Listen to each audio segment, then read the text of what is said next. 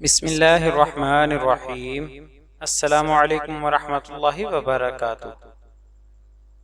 آج کی ویڈیو میں آپ دوستوں کے سامنے ایک ایسی دعا پیش کی جا رہی ہے جس کے پڑھنے سے ایک محافظ فرشتہ مقرر کر دیا جاتا ہے۔ ویڈیو میں آگے بڑھنے سے پہلے آپ دوستوں سے گزارش ہے کہ ہمارے چینل کو ضرور سبسکرائب کریں اور آنے والی ویڈیو سے باخبر رہنے کے لیے بیل آئیکن پریس کریں۔ شکریہ۔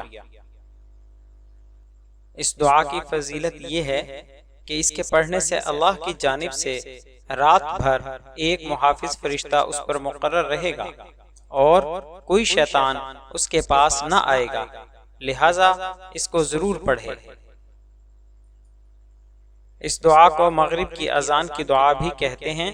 اس کے الفاظ درج ذیل ہیں: اللہم ان ھذا اقبال لیلک وادبار نہارک وَأَصْوَاتُ دُعَاتِكَ فَاغْفِرْ لِي۔ ترجمے سے پہلے ایک مرتبہ دعا کو پھر دہراتے ہیں: اللہم ان ھذا اقبال لیلک وادبار نہارک وَأَصْوَاتُ دُعَاتِكَ فَاغْفِرْ لِي۔